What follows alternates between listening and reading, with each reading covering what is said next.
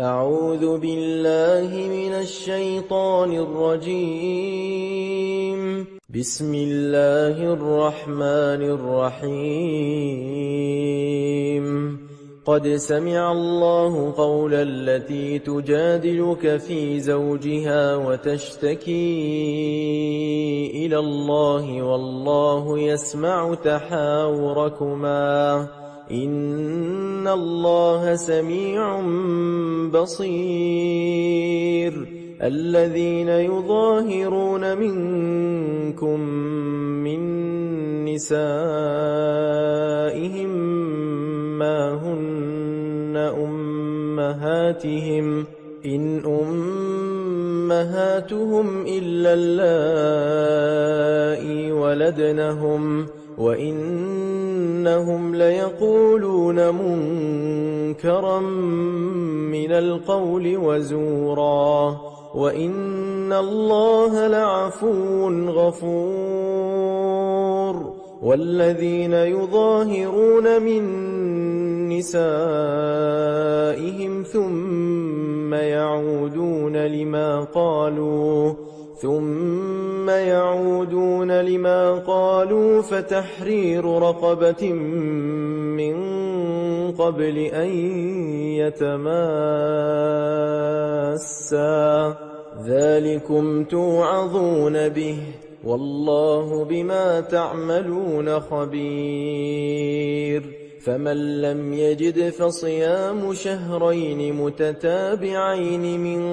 قبل أن يتماسا فمن لم يستطع فإطعام 60 مسكينا ذلك لتؤمنوا بالله ورسوله وتلك حدود الله وللكافرين عذاب أليم. إن الذين يحادون الله ورسوله كبتوا كما كبت الذين من قبلهم وقد أنزلنا آيات بينات وللكافرين عذاب مهين. يوم يبعثهم الله جميعا فينبئهم بما عملوا أحصاه الله ونسوه والله على كل شيء شهيد. ألم تر أن الله يعلم ما في السماوات وما في الأرض ما يكون من نجوى 3 إلا هو رابعهم ولا 5 إلا هو سادسهم ولا أدنى من ذلك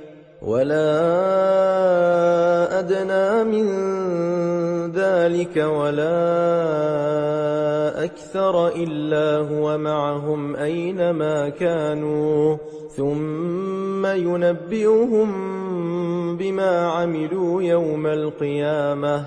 إن الله بكل شيء عليم. ألم تر إلى الذين نهوا عن النجوى ثم يعودون لما نهوا عنه ويتناجون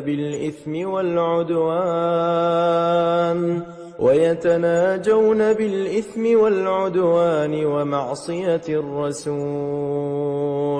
وإذا جاءوك حيوك بما لم يحيك به الله ويقولون في أنفسهم لولا يعذبنا الله بما نقول حسبهم جهنم يصلونها فبئس المصير. يا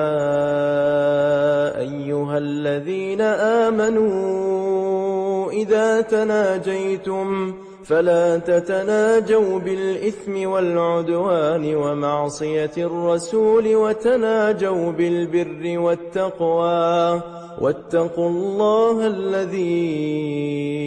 إليه تحشرون إنما النجوى من الشيطان ليحزن الذين آمنوا وليس بضارهم شيئا إلا بإذن الله وعلى الله فليتوكل المؤمنون يا أيها الذين آمنوا إذا قيل لكم تفسحوا في المجالس فافسحوا يفسح الله لكم وإذا قيل انشزوا فانشزوا يرفع الله الذين آمنوا منكم والذين أوتوا العلم درجات والله بما تعملون خبير يا أيها الذين آمنوا إذا ناجيتم الرسول فقدموا بين يدي نجواكم صدقة ذلك خير لكم وأطهر فإن لم تجدوا فإن الله غفور رحيم أأشفقتم أن تقدموا بين يدي نجواكم صدقات فإذ لم تفعلوا وتاب الله عليكم فأقيموا الصلاة وآتوا الزكاة وأطيعوا الله ورسوله والله خبير بما تعملون ألم تر إلى الذين تولوا قوما غضب الله عليهم ما هم منكم ولا منهم ويحلفون على الكذب وهم يعلمون أعد الله لهم عذابا شديدا إنهم ساء ما كانوا يعملون اتخذوا أيمانهم جنة فصدوا عن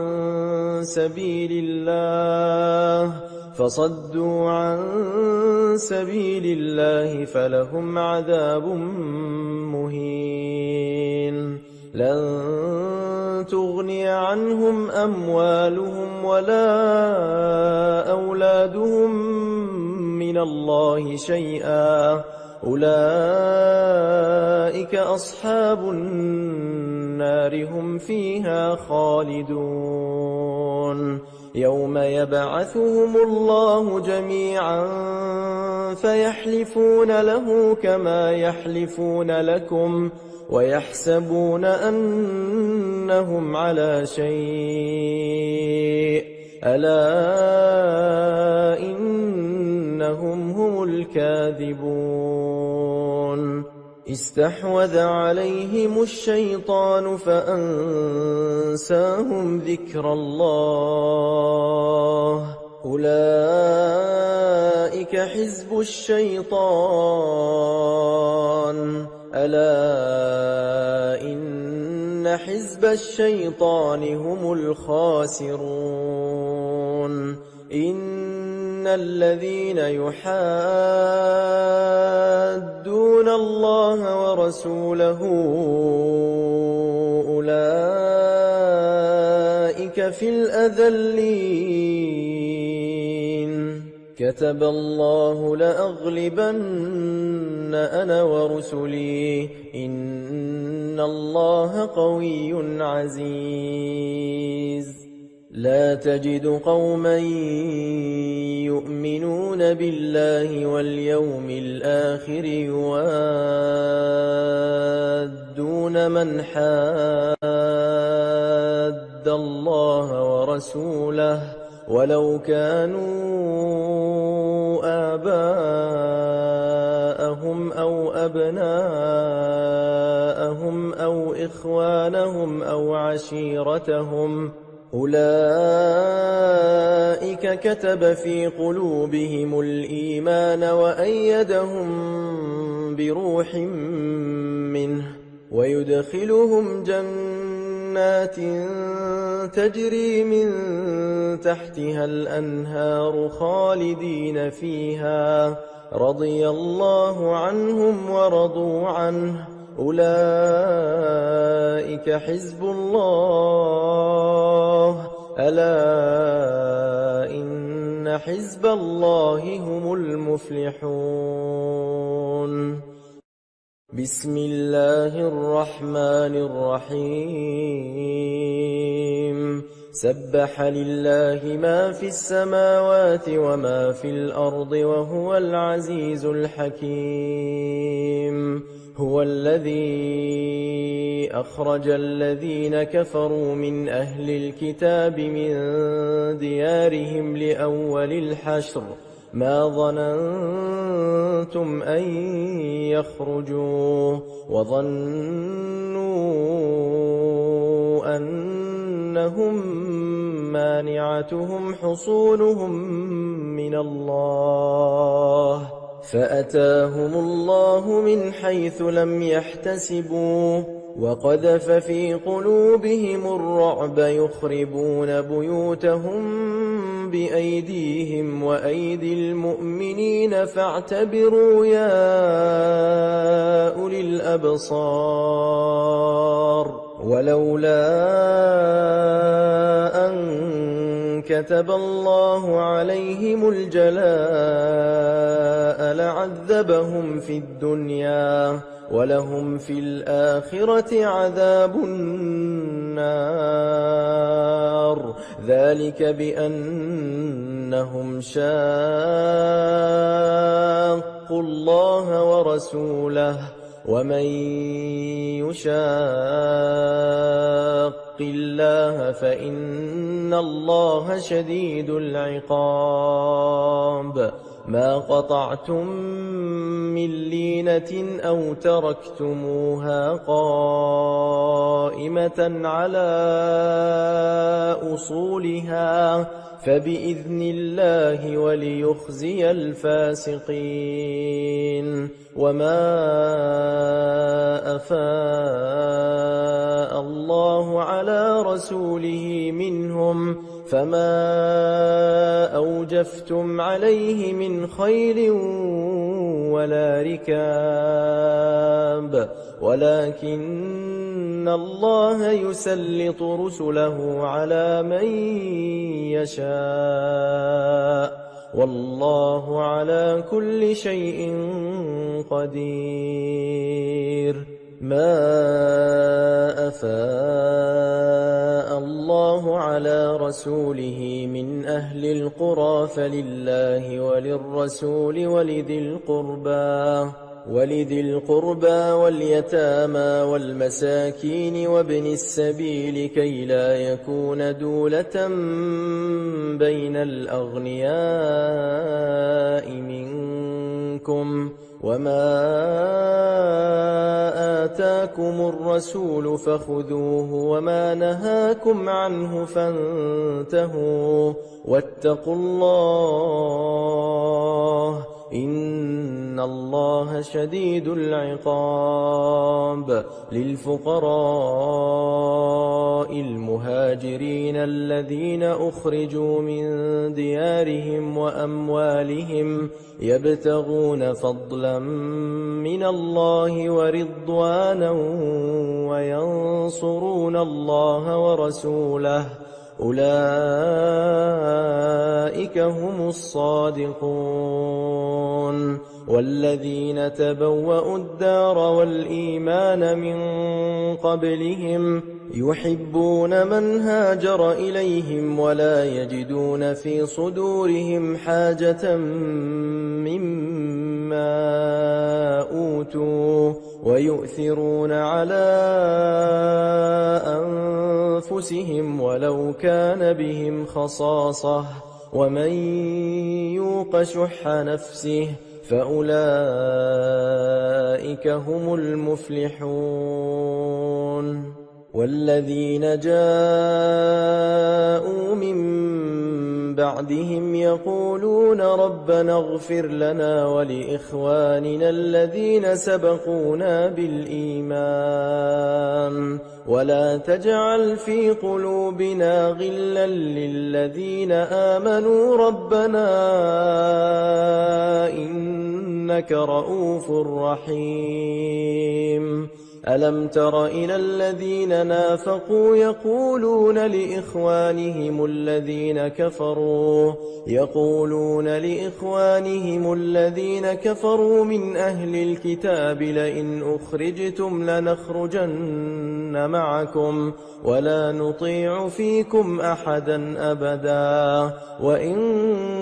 قوتلتم لننصرنكم والله يشهد إنهم لكاذبون. لئن أخرجوا لا يخرجون معهم ولئن قوتلوا لا ينصرونهم ولئن نصروهم ليولن الأدبار ثم لا ينصرون. لأنتم أشد رهبة في صدورهم من الله ذلك بأنهم قوم لا يفقهون. لا يقاتلونكم جميعا إلا في قرى محصنة أو من وراء جدر بأسهم بينهم شديد تحسبهم جميعا وقلوبهم شتى ذلك بأنهم قوم لا يعقلون. كمثل الذين من قبلهم قريبا ذاقوا وبال أمرهم ولهم عذاب أليم. كمثل الشيطان إذ قال للإنسان اكفر فلما كفر قال إني بريء منك إني أخاف الله رب العالمين. فكان عاقبتهما أنهما في النار خالدين فيها وذلك جزاء الظالمين. يا أيها الذين آمنوا اتقوا الله ولتنظر نفس ما قدمت لغد واتقوا الله إن الله خبير بما تعملون. ولا تكونوا كالذين نسوا الله فأنساهم أنفسهم أولئك هم الفاسقون. لا يستوي أصحاب النار وأصحاب الجنة أصحاب الجنة هم الفائزون. لو أنزلنا هذا القرآن على جبل لرأيته خاشعا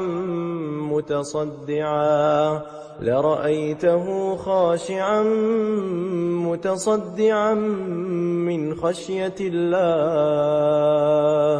وتلك الأمثال نضربها للناس لعلهم يتفكرون. هو الله الذي لا إله إلا هو عالم الغيب والشهادة هو الرحمن الرحيم. هو الله الذي لا إله إلا هو الملك القدوس السلام السلام المؤمن المهيمن العزيز الجبار المتكبر سبحان الله عما يشركون هو الله الخالق البارئ المصور له الأسماء الحسنى يسبح له ما في السماوات والأرض وهو العزيز الحكيم بسم الله الرحمن الرحيم يا أيها الذين آمنوا لا تتخذوا عدوي وعدوكم أولياء تلقون إليهم بالمودة وقد كفروا بما جاءكم من الحق يخرجون الرسول وإياكم أن تؤمنوا بالله ربكم إن كنتم خرجتم جهادا في سبيلي وابتغاء مرضاتي تسرون إليهم بالمودة وأنا أعلم بما أخفيتم وما أعلنتم ومن يفعله منكم فقد ضل سواء السبيل إن يثقفوكم يكونوا لكم أعداء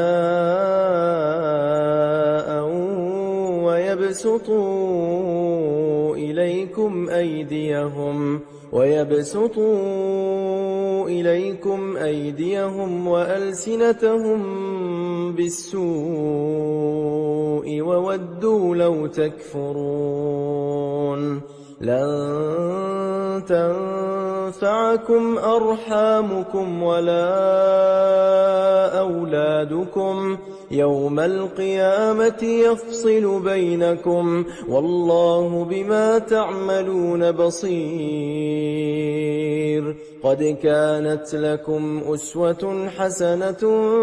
في إبراهيم والذين معه إذ قالوا لقومهم إنا براء منكم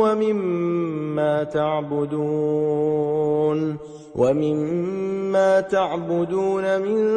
دون الله كفرنا بكم وبدا بيننا وبينكم العداوة والبغضاء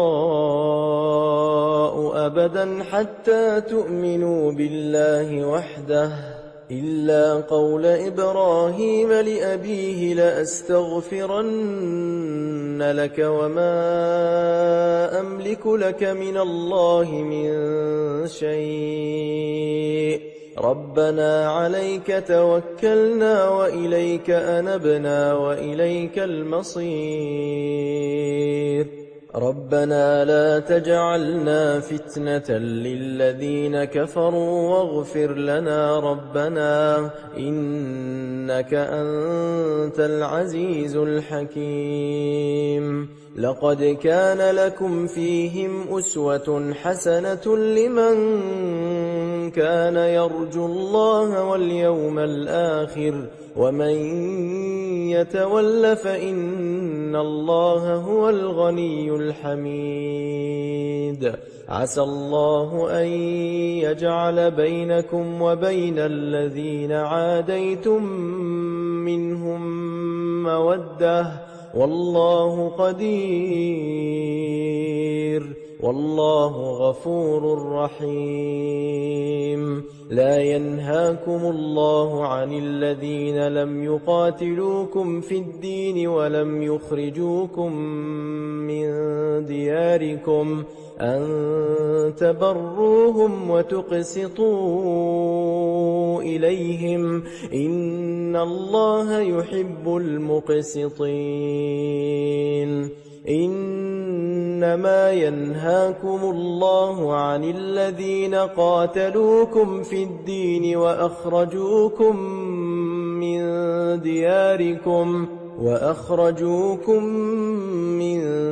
دياركم وظاهروا على إخراجكم أن تولوهم ومن يتولهم فأولئك هم الظالمون. يا أيها الذين آمنوا إذا جاءكم المؤمنات مهاجرات فامتحنوهن الله أعلم بإيمانهن فإن علمتموهن مؤمنات فلا ترجعوهن إلى الكفار لا هن حل لهم ولا هم يحلون لهن وآتوهم ما أنفقوا ولا جناح عليكم أن تنكحوهن إذا آتيتموهن أجورهن ولا تمسكوا بعصم الكوافر واسألوا ما أنفقتم وليسألوا ما أنفقوا ذلكم حكم الله يحكم بينكم والله عليم حكيم. وإن فاتكم شيء من أزواجكم إلى الكفار فعاقبتم فآتوا الذين ذهبت أزواجهم مثل ما أنفقوا واتقوا الله الذي أنتم به مؤمنون. يا أيها النبي إذا جاءك المؤمنات يبايعنك على ألا يشركن بالله شيئا ولا يسرقن ولا يزنين ولا يقتلن أولادهن ولا يأتين ببهتان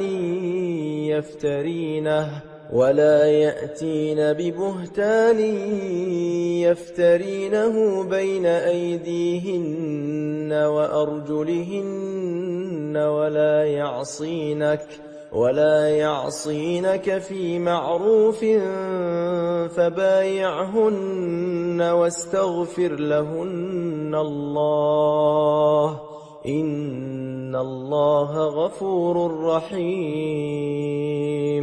يا أيها الذين آمنوا لا تتولوا قوما غضب الله عليهم قد يئسوا من الآخرة كما يئس الكفار من أصحاب القبور. بسم الله الرحمن الرحيم. سبح لله ما في السماوات وما في الأرض وهو العزيز الحكيم. يا أيها الذين آمنوا لم تقولون ما لا تفعلون كبر مقتا عند الله أن تقولوا ما لا تفعلون. إن الله يحب الذين يقاتلون في سبيله صفا كأنهم بنيان مرصوص. وإذ قال موسى لقومه يا قوم لم تؤذونني وقد تعلمون أني رسول الله إليكم فلما زاغوا أزاغ الله قلوبهم والله لا يهدي القوم الفاسقين. وإذ قال عيسى ابن مريم يا بني إسرائيل إني رسول الله إليكم مصدقا لما بين يدي من التوراة ومبشرا برسول يأتي من بعد اسمه أحمد. فلما جاءهم بالبينات قالوا هذا سحر مبين. ومن أظلم ممن افترى على الله الكذب وهو يدعى إلى الإسلام والله لا يهدي القوم الظالمين. يريدون ليطفئوا نور الله بأفواههم والله متم نوره ولو كره الكافرون. هو الذي أرسل رسوله بالهدى ودين الحق ليظهره على الدين كله ولو كره المشركون. يا أيها الذين آمنوا هل أدلكم على تجارة تنجيكم من عذاب أليم. تؤمنون بالله ورسوله وتجاهدون في سبيل الله بأموالكم وأنفسكم ذلكم خير لكم إن كنتم تعلمون. يغفر لكم ذنوبكم ويدخلكم جنات تجري من تحتها الأنهار ومساكن طيبة في جنات عدن ذلك الفوز العظيم. وأخرى تحبونها نصر من الله وفتح قريب وبشر المؤمنين. يا أيها الذين آمنوا كونوا أنصار الله كما قال عيسى ابن مريم للحواريين من أنصاري إلى الله قال الحواريون نحن أنصار الله. فآمنت طائفة من بني إسرائيل وكفرت طائفة فأيدنا الذين آمنوا على عدوهم فأصبحوا ظاهرين. بسم الله الرحمن الرحيم. يسبح لله ما في السماوات وما في الأرض الملك القدوس العزيز الحكيم. هو الذي بعث في الأميين رسولا منهم يتلو عليهم آياته ويزكيهم ويعلمهم الكتاب والحكمة وإن كانوا من قبل لفي ضلال مبين. وآخرين منهم لما يلحقوا بهم وهو العزيز الحكيم. ذلك فضل الله يؤتيه من يشاء والله ذو الفضل العظيم. مثل الذين حملوا حملوا التوراة ثم لم يحملوها كمثل الحمار يحمل أسفارا بئس مثل القوم الذين كذبوا بآيات الله والله لا يهدي القوم الظالمين قل يا أيها الذين هادوا إن زعمتم أنكم أولياء لله من دون الناس فتمنوا الموت إن كنتم صادقين ولا يتمنونه أبدا بما قدمت أيديهم والله عليم بالظالمين قل إن الموت الذي تفرون منه فإنه ملاقيكم ثم تردون إلى عالم الغيب والشهادة فينبئكم بما كنتم تعملون يا أيها الذين آمنوا إذا نودي للصلاة من يوم الجمعة فاسعوا إلى ذكر الله وذروا البيع ذلكم خير لكم إن كنتم تعلمون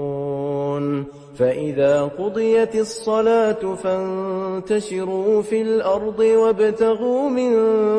فضل الله واذكروا الله كثيرا لعلكم تفلحون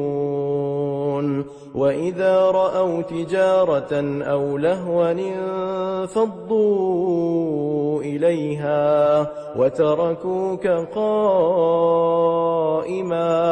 قل ما عند الله خير من اللهو ومن التجارة والله خير الرازقين بسم الله الرحمن الرحيم إذا جاءك المنافقون قالوا نشهد إنك لرسول الله والله يعلم إنك لرسوله والله يشهد إن المنافقين لكاذبون اتخذوا أيمانهم جنة فصدوا عن سبيل الله إنهم ساء ما كانوا يعملون ذلك بأنهم آمنوا ثم كفروا فطبع على قلوبهم فهم لا يفقهون وإذا رأيتهم تعجبك أجسامهم وإن يقولوا تسمع لقولهم كأنهم خشب مسندة يحسبون كل صيحة عليهم هم العدو فاحذرهم قاتلهم الله أنى يؤفكون وإذا قيل لهم تعالوا يستغفر لكم رسول الله لووا رؤوسهم ورأيتهم يصدون وهم مستكبرون سواء عليهم أستغفرت لهم أم لم تستغفر لهم لن يغفر الله لهم إن الله لا يهدي القوم الفاسقين هم الذين يقولون لا تنفقوا على من عند رسول الله حتى ينفضوا ولله خزائن السماوات والأرض ولكن المنافقين لا يفقهون يقولون لئن رجعنا إلى المدينة ليخرجن الأعز منها الأذل ولله العزة ولرسوله وللمؤمنين ولكن المنافقين لا يعلمون يا أيها الذين آمنوا لا تلهكم أموالكم ولا أولادكم عن ذكر الله ومن يفعل ذلك فأولئك هم الخاسرون وأنفقوا مما رزقناكم من قبل أن يأتي أحدكم الموت فيقول رب لولا أخرتني إلى أجل قريب فأصدق وأكن من الصالحين ولن يؤخر الله نفسا إذا جاء أجلها والله خبير بما تعملون بسم الله الرحمن الرحيم يسبح لله ما في السماوات وما في الأرض له الملك وله الحمد وهو على كل شيء قدير هو الذي خلقكم فمنكم كافر ومنكم مؤمن والله بما تعملون بصير خلق السماوات والأرض بالحق وصوركم فأحسن صوركم وإليه المصير يعلم ما في السماوات والأرض ويعلم ما تسرون وما تعلنون والله عليم بذات الصدور ألم يأتكم نبأ الذين كفروا من قبل فذاقوا وبال أمرهم ولهم عذاب أليم ذلك بأنه كانت تأتيهم رسلهم بالبينات فقالوا أبشر يهدوننا فكفروا وتولوا واستغنى الله والله غني حميد زعم الذين كفروا أن لن يبعثوا قل بلى وربي لتبعثن ثم لتنبؤن بما عملتم وذلك على الله يسير فآمنوا بالله ورسوله والنور الذي أنزلنا والله بما تعملون خبير يوم يجمعكم ليوم الجمع ذلك يوم التغابن ومن يؤمن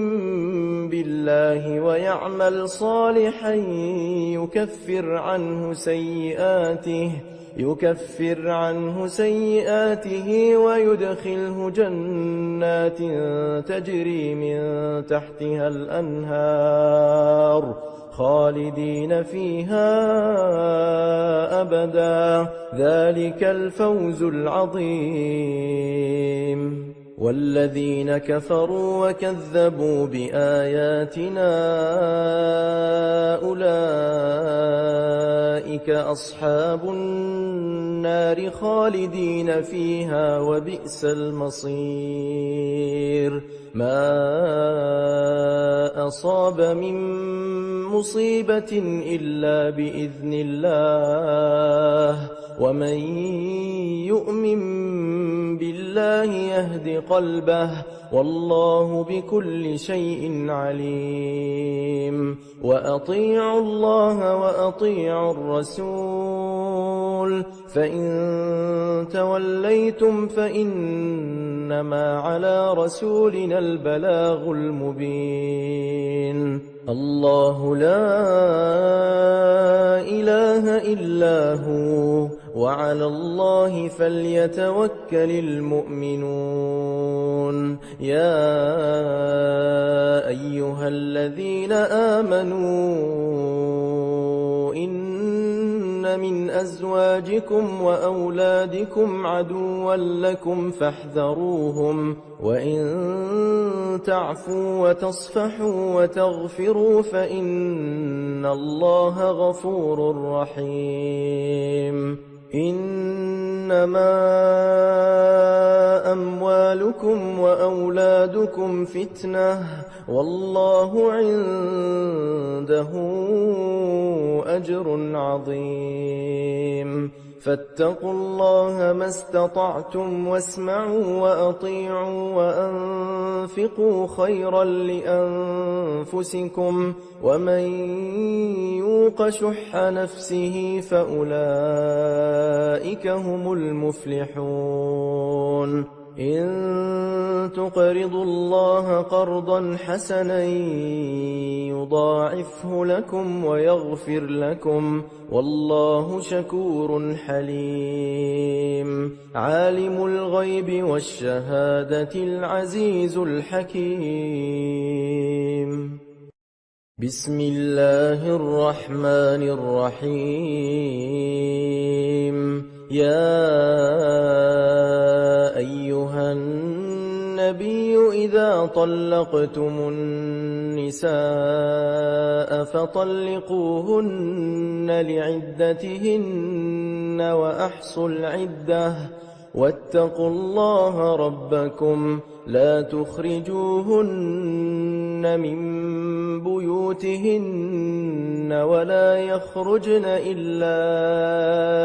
أن يأتين بفاحشة مبينة وتلك حدود الله ومن يتعد حدود الله فقد ظلم نفسه لا تدري لعل الله يحدث بعد ذلك أمرا فإذا بلغن أجلهن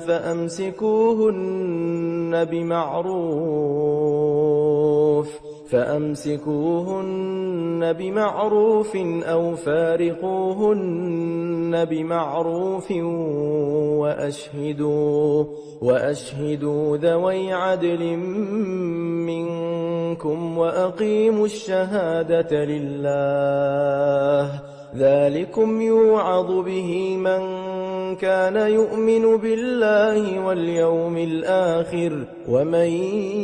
يتق الله يجعل له مخرجا ويرزقه من حيث لا يحتسب ومن يتوكل على الله فهو حسبه إن الله بالغ أمره قد جعل الله لكل شيء قدرا واللائي يئسن من المحيض من نسائكم إن ارتبتم فعدتهن 3 أشهر واللائي لم يحضن وأولات الأحمال أجلهن أن يضعن حملهن ومن يتق الله يجعل له من أمره يسرا ذلك أمر الله أنزله إليكم إليكم ومن يتق الله يكفر عنه سيئاته ويعظم له أجرا أسكنوهن من حيث سكنتم من وجدكم ولا تضاروهن لتضيقوا عليهن وإن كن أولات حمل فأنفقوا عليهن حتى يضعن حملهن فإن أرضعن لكم فآتوهن أجورهن وأتمروا بينكم بمعروف وإن تعاسرتم فسترضع له أخرى لينفق ذو سعة من سعته ومن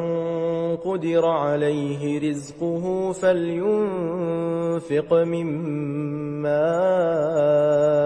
آتاه الله لا يكلف الله نفسا إلا ما آتاها سيجعل الله بعد عسر يسرا وكأي من قرية عتت عن أمر ربها ورسله فحاسبناها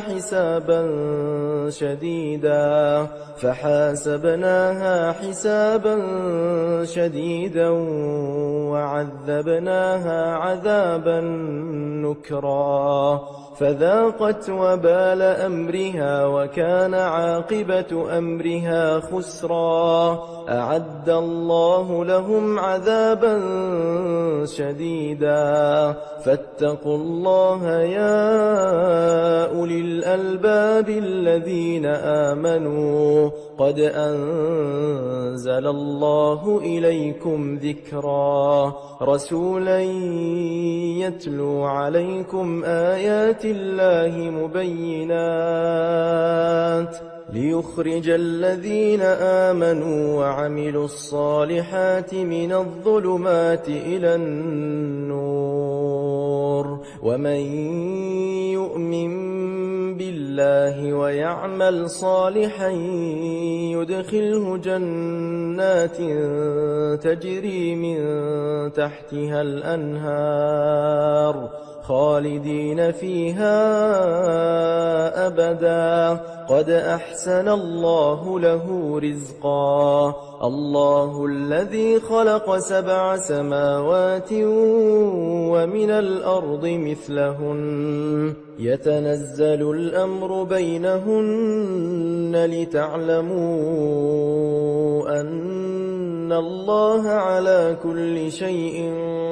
قدير وأن الله قد أحاط بكل شيء علما بسم الله الرحمن الرحيم يا أيها النبي لم تحرم ما أحل الله لك تبتغي مرضات أزواجك والله غفور رحيم قد فرض الله لكم تحلة أيمانكم والله مولاكم وهو العليم الحكيم وإذ أسر النبي إلى بعض أزواجه حديثا فلما نبأت به وأظهره الله عليه عرف بعضه وأعرض عن بعض فلما نبأها به قالت من أنبأك هذا قال نبأني العليم الخبير إن تتوبا إلى الله فقد صغت قلوبكما وإن تظاهرا عليه فإن إن الله هو مولاه وجبريل وصالح المؤمنين والملائكة بعد ذلك ظهير. عسى ربه إن طلقكن أن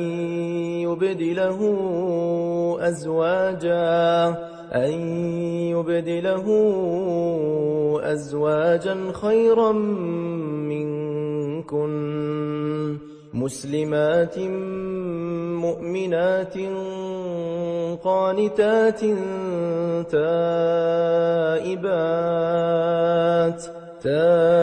تائبات عابدات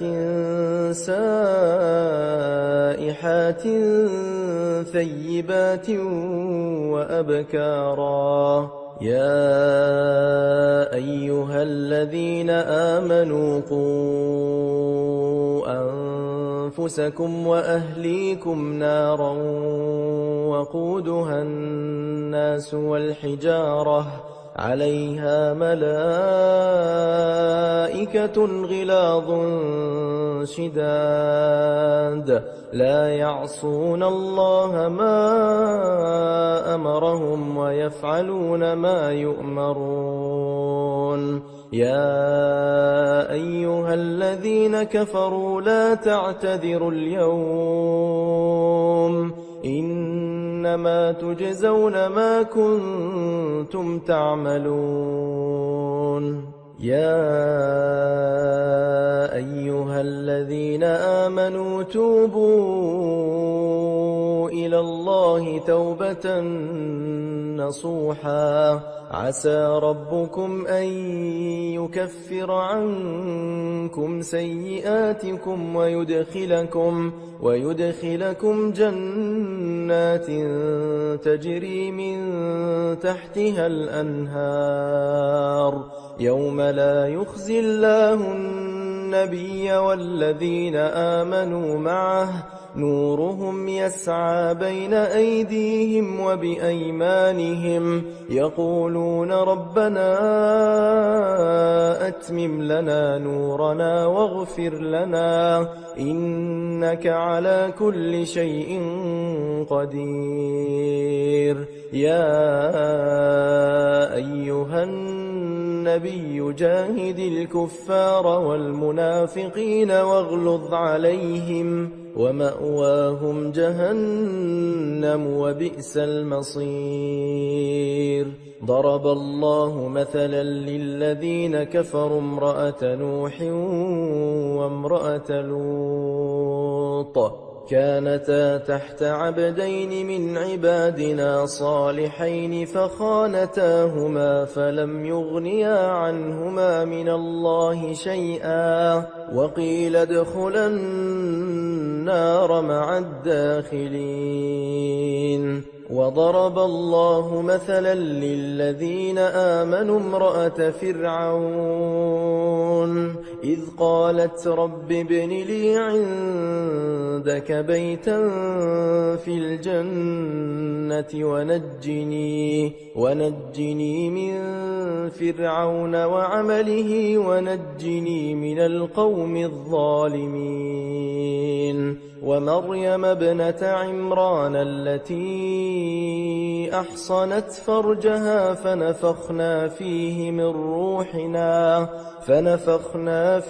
من روحنا وصدقت بكلمات ربها وكتبه وكانت من القانتين.